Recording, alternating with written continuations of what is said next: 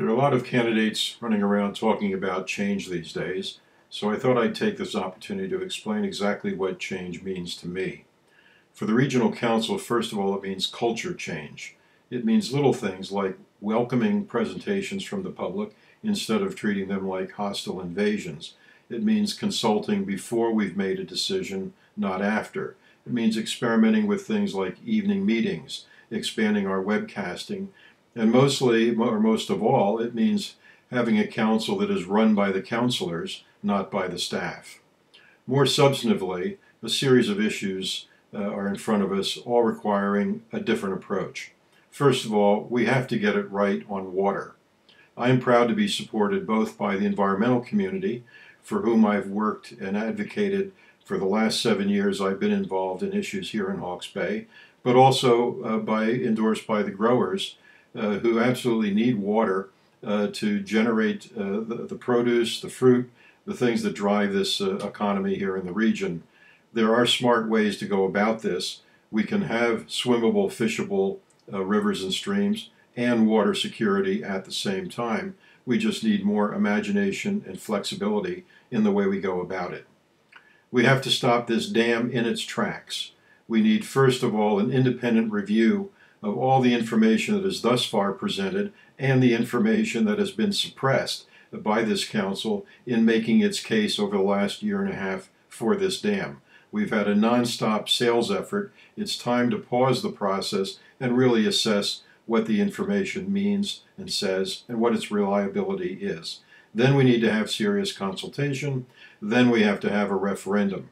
This is a $600 million decision. It's too big a decision to be left to 9 people sitting around the conference table. Further, we have to take a precautionary stance on a number of other key issues. Fracking, oil and gas development, for example.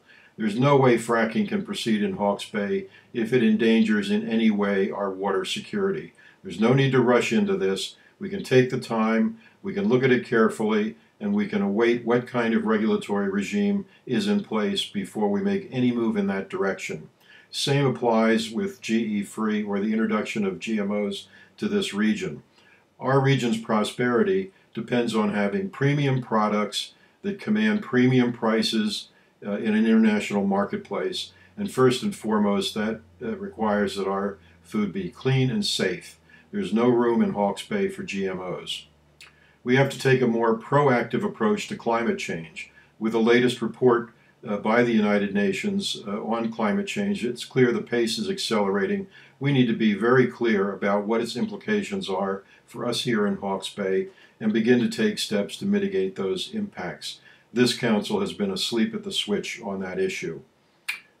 We need to grow jobs in Hawke's Bay, but they need to be jobs that are sustainable, that pay better, and that are year-long jobs. And so we need to reach beyond the primary sector while supporting sustainable growth of the primary sector. We need to diversify. There are plenty of other companies here in Hawke's Bay who are doing very well, thank you, with minimal footprint on the environment, who are largely exporters. We need to understand what we can do to bring more of those companies, those kind of companies, here to the Bay, and use those as a basis for diversifying our economy. We also need to get behind reorganization. This council made an absolutely wacky proposal that involved unifying councils from the Wairarapa up to Gisborne. We need to get that off the table now. We do need a unitary authority combining the 5 councils here in Hawke's Bay. In the 7 years I've been editor of Bay Buzz, I've watched hundreds of hours of councils bickering, backstabbing, pointing the finger at each other, escaping accountability. We can't have that anymore. We need one vision, one council for the Bay. So that's what change means to me. And it's not just me. I've been door knocking hour after hour after hour over the last few weeks, and these are the kind of issues that are of concern to the people I've been talking to. So when I say I am for change, all I'm doing is reflecting back what I've heard over the last few weeks, and for that matter, the last 3 years.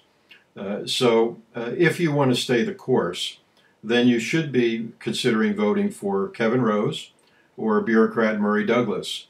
But if you're serious about change, then you should be voting for Tom Belford. Thanks for your time, and I hope this helps you tick the right boxes in the few days left before us. Thanks.